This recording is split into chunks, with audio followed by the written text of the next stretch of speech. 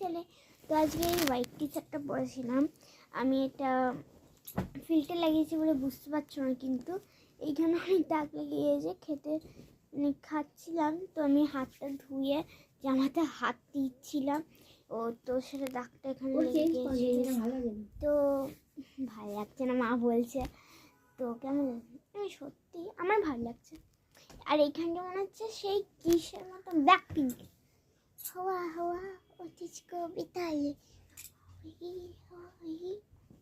এখন গান করতে ইচ্ছে করছে, তো তোমরা কেমন আছো?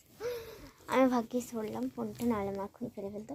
তো আজকে আমি একটা বেলুন খুঁজেছি, কইবে কই কই বেলুন আমার, দেখি খুঁজি। সেই বেলুনটাকে দিয়েছে, এই বেলুনটা এখন খেলাই, তো দেখাই তোমাদের।